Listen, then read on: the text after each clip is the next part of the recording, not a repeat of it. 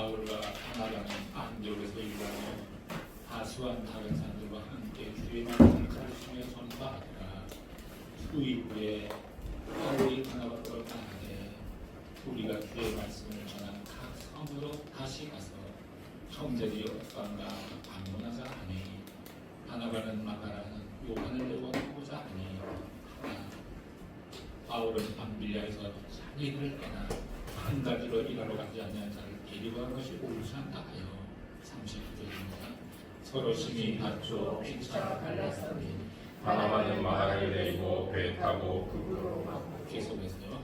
바울은 실라를 택한 후에 형제들에게 주의 은혜를 부탁함을 받고 떠나 수리아와 길기야로 다녀가며 교회들을 인도하게 하니라. 아멘. 오늘의 말씀은 만남과 헤어짐이라는 것을 보게 되겠습니다. 많은 유대인들이 예수를 믿게 된 이방인들도 할례를 받아야 되고 모세의 율법을 지켜야 된다고 주장을 했습니다. 예수 그리스도만 믿는 것으로 구원받는 것으로 끝나는 것이 아니라 율법을 지켜야 된다 이런 말을 해서 교회에 갈등이 일어났습니다.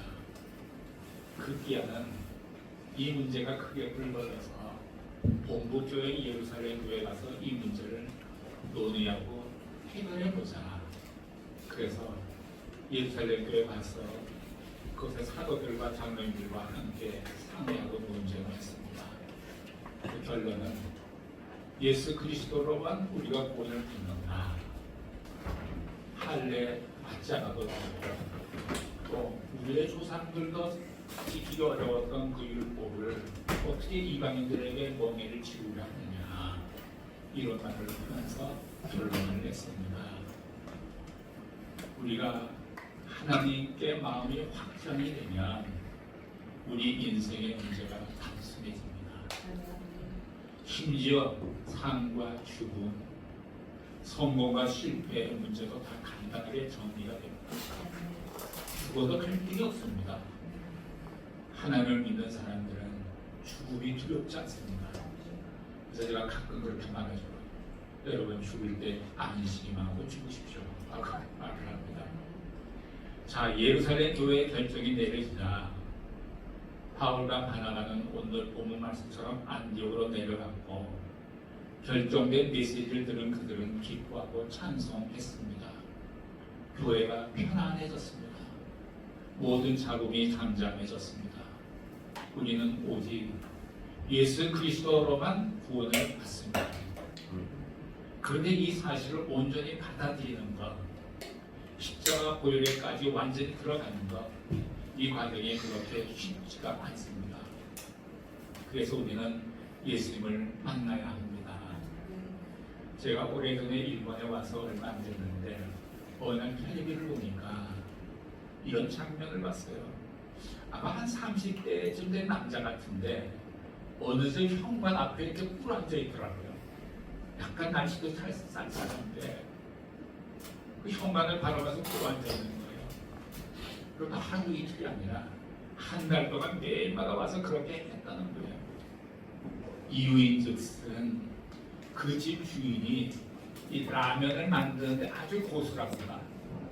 라면 고수이기 때문에 이분에게 라면 국물 한 수 배우려고 라면 국물을 내는 그 노하우를 배우려고 거기 가서 무릎 꿇고 있는 거예요. 그때 그 집주인이 그 사람을 보고 막 모욕을 주더라고요. 멸시하더라고요. 너 같은 거 필요 없다고 사라지라고 엄청나게 모욕을 주더라고요. 그렇게 모욕을 받으면서도 이 사람이 또 와서 무릎 꿇고 하는 거예요. 한 3개월을 그렇게 계속 무릎 꿇었는 거예요. 그러니까 이 라면의 고수인 그 주인이 약간 마음이 더 움직인 것 같아.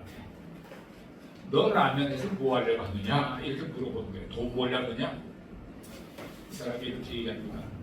내가 돈 벌기 위해서 이 라면 가게를 하려는 것이 아닙니다. 정말 좋은 맛있는 라면을 만들어서 그걸 먹는 사람들이 그 행복해하는 그 얼굴을 보면서 난 고향에서 살고 싶다고 이렇게 말하는 거예요. 이 사람도 고수더라고요. 자기 철학을 가진 고수더라고요. 그래서 결국은 그 라면 고수가 매일 와서 무릎 꿇던 그 사람을 제자로 드디어 삼습니다. 예, 이렇게 무릎을 꿇는 일이 우리에게 어떤 때 필요해요.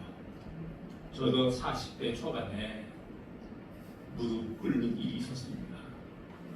매일 새벽마다 식구들은 아직 잠들고 있지만 저 혼자 일찍 깨서 음격실 구석에 나가서 하나님 앞에 무릎을 꿇었습니다. 그 기도라기보다는 하나님께 사정을 했다 이렇게 표현해야 맞을 것 같아요. 하나님, 나 예수님 좀 만나게 해주세요. 이게 간단 부탁이에요. 그거 하나 예수님 좀 만나게 해달라고. 그것 때문에 제가 무릎을 꿇었어요. 이 이야기를 하면 굉장히 길어요. 아까 그 사람 3개월 동안 무릎을 꿇었는데 저는요 6년 동안 무릎을 꿇고 주님을 만났어요. 무려 6년간. 뭐 그 얘기 다 간증하려면 1시간 이상 걸릴지도 모르겠어요. 그래서 저는 예수님을 알게 됐고 예수님의 보혈을 알고 적신받게 됐고 구원의 확신을 갖게 된 거예요. 바울이 사울로 불리울 적에 어떻게 담에서 도상에서 예수를 만났는지 우리가 잘 알지 않습니까? 여러분께서도 간절히 사모하셔서 주님을 꼭 만나시기를 바라요. 아멘. 오늘의 본문 35절을 보면 35절을 한번 자음이나 한번 함께 보실까요? 시작. 바울과 바나바는 안디옥에서 유하며 다수와 다른 사람들과 함께 주의 말씀을 가르치며 전파하니라. 우리는 이 두 사람이 사역하는 모습을 그려볼 수 있습니다. 서로 다른 사람이 합력해서 한 가지 일을 하는 것은 참 아름답습니다. 예수님께서도 아버지와 나는 하나이니라 이렇게 말씀하시지 않았습니까? 예수님과 우리가 하나가 되고 또한 우리가 동역자들과 하나가 되어야 합니다. 우리가 주기도문에 이런 말씀이 있죠. 하늘의 뜻이 이루어진 것 같이 땅에서도 이루어지마. 이 뜻의 내용 가운데 한 가지는 하늘의 뜻이 이루어지다. 하늘에서는 하나님 아버지의 성부와 성자와 성령이 하나 된 것 같이 이 땅에서도 가정에서는 예수님과 아버지와 식구들 하나 되는 것, 회사에서는 예수님과 사장과 조원들이 하나가 되고 교회에서는 하나님과 예수님과 목사와 성도들이 하나가 되고 학교에서는 예수님과 교장과 모든 분들이 하나가 되고 이렇게 하늘의 뜻이 이루어진 것 같이 땅에서도 이루어지다. 그런 뜻이 있는 것입니다. 바울과 바나바가 1차 전도 여행을 마치고 그들을 파송한 본부교회인 안디옥교회로 돌아왔는데 유난히 그 복음 전에 뜨거운 열정을 갖고 있던 바울이 바나바를 재촉합니다. 이 복음에 반응한 사람들을 찾아가서 우리가 신박하자는 것입니다. 36절을 보시기 바랍니다. 36절 시작. 수일 후에 바울이 바나바더러 말하되 우리가 주의 말씀을 전한 각 성으로 다시 가서 형제들이 어떠한가 방문하자 하니. 그래서 그들이 2차 전도 여행을 하게 되었는데 이번에 2차 전도 여행은 전도라기보다는 지난번에 말씀 전했던 사람들을 양육하기 위해서 가는 모습을 보였습니다.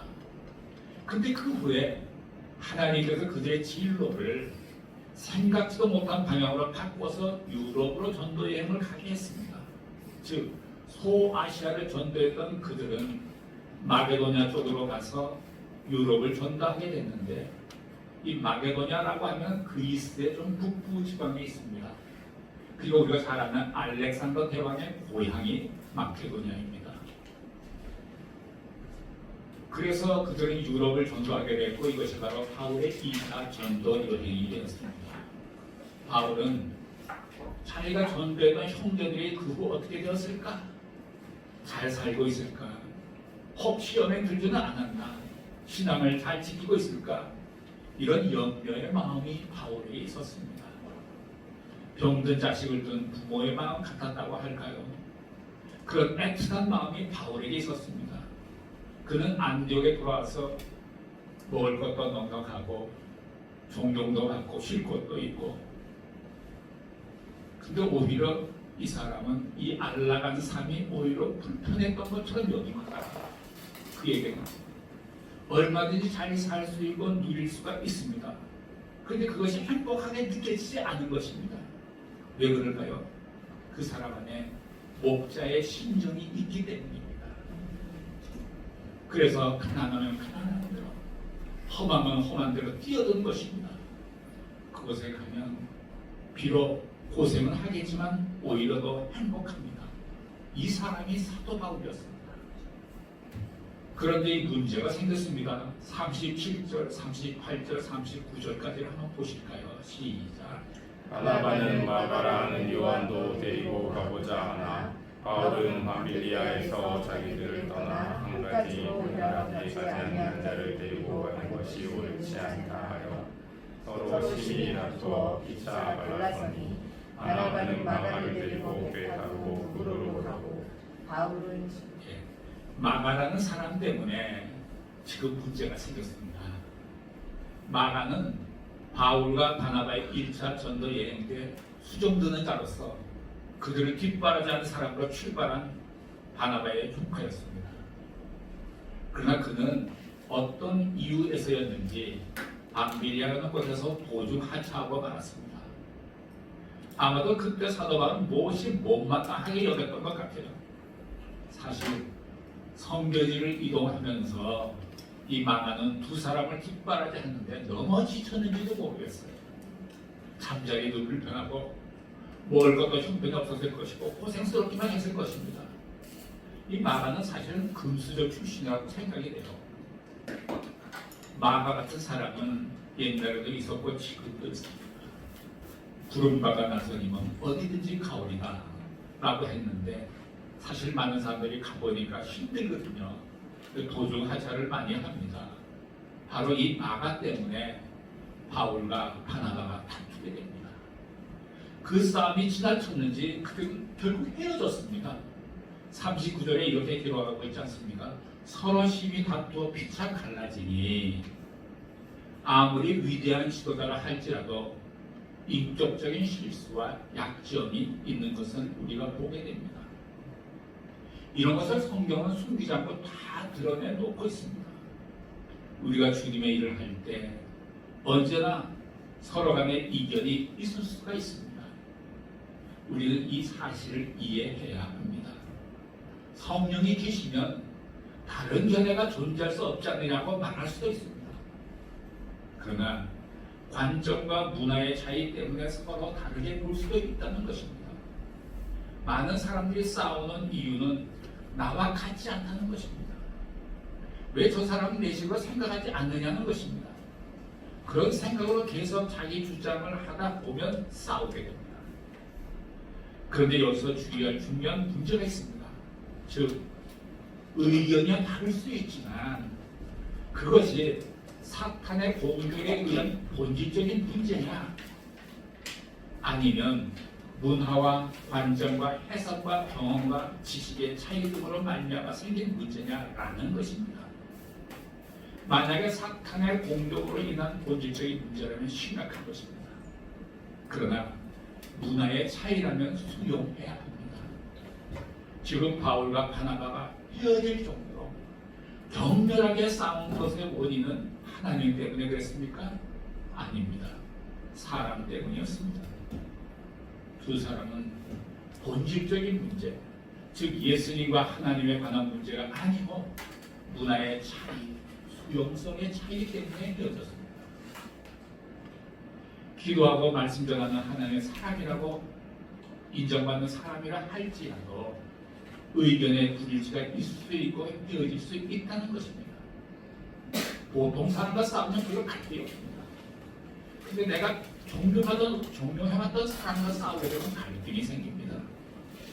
자식의 입장에서 부모가 싸우는 입장에 갈등이 생깁니다. 왜냐하면 부모는 그 자식이 생각하기로 도덕의 기준이라고 생각하기 때문입니다. 왜 그렇습니까? 그 부모를 사랑하고 존경하기 때문입니다. 그런데 보면 고집 때문에 싸웁니다. 그 고집 때문에. 어느 교회에서 강단에 카페트를 까는 일이 생겼는데 한 부류는 예수의 보혈을 상징하는 빨간색으로 빨간 카페트를 깔자. 또 어떤 한 부류는 아니다. 시편 24편에 나오는 푸른 초장으로 인도하시는 걸로 해서 초록색 카페트를 깔자. 여기서 또 싸우는 거예요. 싸우는 거예요. 자, 피아노를 여기 놓는 게 좋냐 저기 놓는 게 좋냐 이것도 또 싸우는 거예요. 참 별것 같고 다 싸웁니다. 여러분 경험했는지도 모르겠어요. 대체적으로 목표나 목적 때문에 싸우는 것이 아니고 그것을 이루는 방법을 놓고 감론 을론하며 다투죠. 그러므로 우리는 이 점을 조심해야 합니다. 취향의 문제, 체질의 문제 때문에 서로 비판해서는 안 되는 것입니다. 조용한 것을 좋아하는 사람이 있고요. 시끄러워야 그 살맛이 난다 이런 사람도 있습니다. 또 일을 벌리기 좋아하는 사람이 있고 현상 유지하기를 좋아하는 사람이 있습니다. 삶은 감자를 갖다 주면 어떤 사람은 설탕을 찍어 먹고 어떤 사람은 소금을 찍어 먹고 어떤 사람은 마요네즈를 찍어 먹고 어떤 사람은 바나나 같이 먹고 심지어 어떤 사람은 고추장을 찍어 먹는 사람도 있습니다. 이것 때문에 다투고 싸우면 안 됩니다. 이 부부싸움이 이런 데서 생깁니다. 당신은 고추장을 찍어 먹나 이거예요. 남편이 또 그래요. 우리 조상은 대대로 고추장 찍어 먹었어. 그 부인들 그 조상도 웃기네. 그러면 심각하게 부부싸움이 생기는 겁니다. 별거 아닌 것 같고 이렇게 부부싸움 합니다.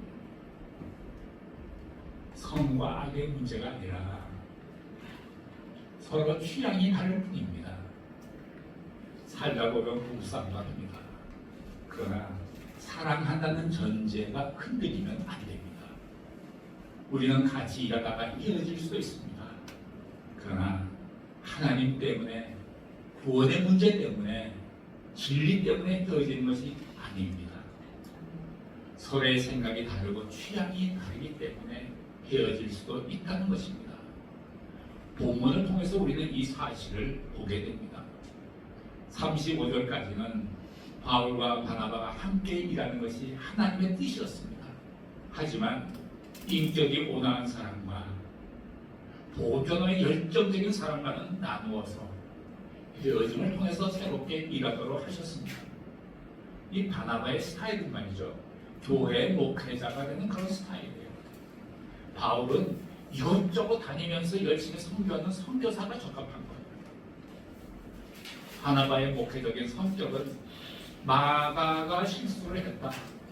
아니 사람으로 그럴 수 있지 않느냐. 이 사람 여기서 버리면 안 된다. 기회를 다 시켜야 된다. 바나바의 의도는 아주 좋았습니다. 목사님들은 이런 인격을 갖추어야 합니다.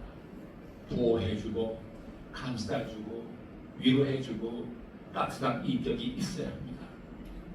한편 바울은 팀워크를 이루어서 앞으로 돌진하는 형입니다. 이 두 사람의 문제는 절대적인 문제가 아니라 상대적인 문제일 뿐입니다. 둘 다 맞습니다. 그들의 주장은 다 일리가 있습니다. 어쨌든 서로 용납이 안 된 이 두 사람은 헤어지기로 결정하고 그 지점까지 갔습니다. 헤어진 바나바는 마가를 데리고 처음에 갔던 고향 땅인 구도로 갔습니다. 즉 마가가 실수했던 장소입니다.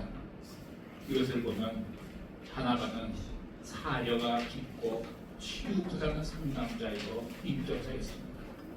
이제 마지막으로 40절, 41절을 보시겠습니다. 시작. 바울은 신라를 택한 후에 형제들에게 주의 은혜에 부탁함을 받고 떠나 스리야와 길기리아로 다녀가며 교회들을 돕게 하니라. 여기서 우리는 잘 만나야 하지만 헤어질 때도 잘 헤어져야 합니다. 어떤 사람은 뜻이 맞아서 동업을 했습니다. 그러니까 잘 되면 잘 된 대로 문제가 있고 안 되면 또 안 된 대로 문제가 있습니다. 제가 과거에 사업을 했는데 사업할 때에 누군가와 동업하고 있는 내 지인이 이런 말을 한 것이 기억이 나요. 똑같이 투자했는데 자기는 마음속으로 난 40%의 이익만 가지면 된다. 당신이 60% 이익을 가져라. 이런 말은 안 했지만 이런 마음으로 자기는 동업을 한다고 합니다. 똑같이 나누면 둘 다 내게 좀 덜 온 것 같다라고 느껴지는 것이 복음입니다. 바울과 바나바는 헤어질 수밖에 없었습니다. 그들은 서로 의견이 달랐기에 여기서 헤어질 수밖에 없었지만 바울의 서신서를 보면 후에 다시 하나가 되는 것을 볼 수 있습니다. 마가는 어쩌면 패배한 인간이 될 수밖에 없었던 사람이었습니다. 그러나 그는 바나바를 통해서 나중에 기독교에서 아주 중요한 인물이 된 것을 볼 수 있습니다. 바로 그가 마가복음을 기록한 사람입니다. AD 70년경 사복음서 중에서 가장 먼저 쓰여진 것이 마가복음입니다. 사도 바울이 로마 감옥에 두 번째 투옥되었을 때에 그 마가를 그리워하면서 디모데에게 마가를 데려와라 이런 부탁을 했습니다. 바울은 마가를 가르쳐서 나의 일에 유익한 자라고 디모데 후서에서 고백을 했습니다. 사도 베드로는 내 아들 마가 이렇게 베드로 전서에서 부르기도 했습니다. 여러분, 오순절 때 성령이 임한 것이 마가의 집이었습니다. 마가의 다락방이라고 기록되어 있죠. 예수님이 제자들과 마지막 만찬을 한 것이 마가가 사는 그의 부모 집이었습니다. 그래서 제가 마가는 그리스도였을 것이다라고 제가 표현한 것입니다. 그 마가는 이런 사람이 된 거예요. 놀랍지 않습니까? 한 교회를 봉사하다가 다른 교회로 옮기게 되는 경우를 우리는 가끔 봅니다. 저도 그런 경험이 있습니다. 제가 학생 때부터 약 한 30년간 다녔던 모 교회를 떠난 적이 있었습니다. 같이 신앙생활했던 사람들에게 참 미안한 마음이 들었어요. 매일마다 새벽기도 끝나면 목사님도 우리 집에 찾아오시고 장로님들 찾아오시고 또 여러분들이 찾아오셔서 왜 떠났냐고 욱박질리면서 아주 그때 힘들었어요. 하루는 장로님 5분이 찾아왔는데 너무 무서웠어요. 그때 제가 안수집사였습니다. 그들은 소파에 앉아 있었고 나는 바닥에 무릎 꿇고 이제 앉아 있는 거예요. 그때 저도 곧 장로가 될 안수집사였는데 한 장로님이 무섭게 저희한테 질문을 합니다. 장집사 왜 떠나려고 그래? 그때는 장로 집사가 다 계급이 돼갖고 명령하는 거예요. 명령하는 거 얼마나 무서운지 몰라요. 잠시 침묵이 흐른 뒤 제가 분명히 말씀을 드렸어요. 이렇게 말씀드렸죠. 탕자도 아버지의 집이 그리워서 돼지우리를 떠나지 않았습니까? 이렇게 말하고 하니까 내 교회가 돼지우리가 되는 거야. 이 장로님들이 흉하게 울죠. 얼마나 놀라겠습니까? 사람이요 쇼크를 먹으면 말을 못하더라고요. 한참 침묵이 흘렀어요. 아무도 말을 안 해요. 그래서 제가 조용히 이렇게 얼굴을 들어서 장로님 얼굴을 보니까 이 장로님들 눈에 조금 눈물이 좀 고이기 시작하더라고요. 그래서 한 장로님이 이렇게 얘기를 하는 거예요. 맞아. 장집사만이 맞아. 돼지우리가 아니랐어. 이 사람이 다 이북에서 내려온 사람이라서 아니갔어. 왜 이렇게 이북말을 쓰는 거야. 이번엔 또 제가 놀랐어요. 그래서 장로님들이 우리 집에서 단합대를 하더라고요. 우리 이제부터 가서 잘해보자 그러더라고요. 그래서 저는 성령님께서 내 입을 통해서 그렇게 말씀하셨구나 라고 느꼈어요. 저는 그렇게 말할 의도가 전혀 없었어요. 제 입만 뻐근데 돼지우리라고 하는 거예요. 성령님이 말씀하신 거죠. 참 헤어지는 거 참 힘든 거예요. 우리는 살아가면서 이런 일들을 겪게 됩니다. 어떤 헤어짐이 있더라도 하나님을 부인하거나 신앙에 손해보는 일은 하지 말기를 바랍니다. 처음에는 아픈 상처가 있을지라도 나중에는 하나님께서 그런 일들을 통해서 합력하여 선을 이루실 것입니다. 하나님의 축복이 여러분들과 함께 하시기를 예수님의 이름으로 축복합니다. 기도하시겠습니다. 사랑하시는 하나님 아버지, 이 말씀을 통해서 우리에게 귀한 진리를 가르쳐 주셔서 감사합니다. 어떤 헤어짐을 경험하더라도 주님을 사랑하고 협력하여 선을 이루는 우리 모두가 되게 하여 주옵소서.